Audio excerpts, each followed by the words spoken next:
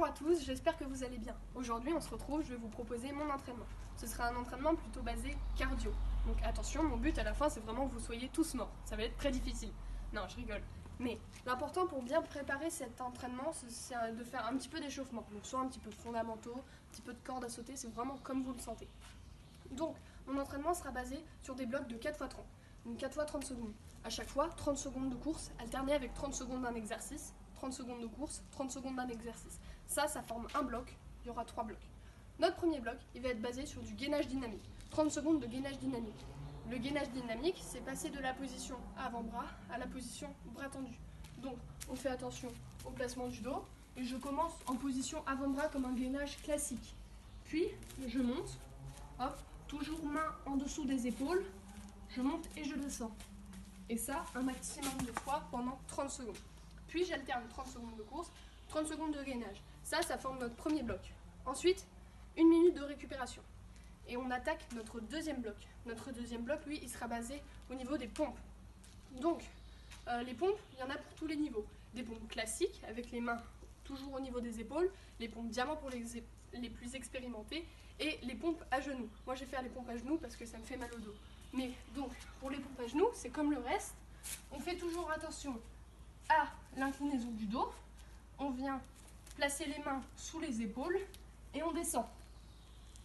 Pour que la pompe soit validée, il faut que le torse touche le sol. C'est important. Ensuite, on alterne avec nos 30 secondes de course et ça, une deuxième fois. Donc ça, c'est notre deuxième bloc. Puis 1 minute de récupération. Et notre troisième bloc, lui, il sera basé autour des squats. Les squats, je vais vous proposer 2 niveaux.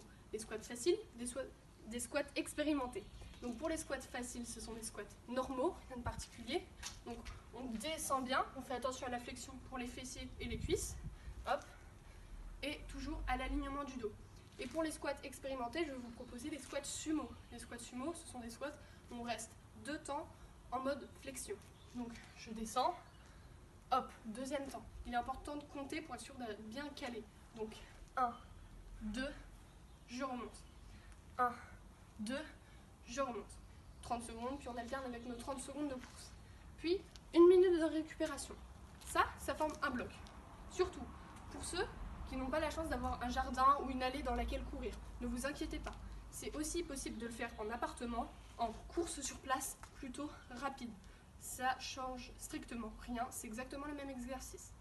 Donc, nos 3 blocs enchaînés, ça forme un ensemble de 5 minutes. Pour être bien défoncé à la fin, je vous propose de le faire 4 ou 5 fois. Donc avec toujours les 1 minute de récupération au milieu. Il n'y a pas de souci, si vous voulez le faire 1 fois, 2 fois, 3 fois, 4 fois, 5 fois, il n'y a pas de problème, ça ne change rien. C'est important de faire à son rythme. Bien voilà, je crois que mon entraînement est terminé. Donc je vous souhaite bon courage à tous pour la fin de ce confinement, bonne chance et surtout restez chez vous.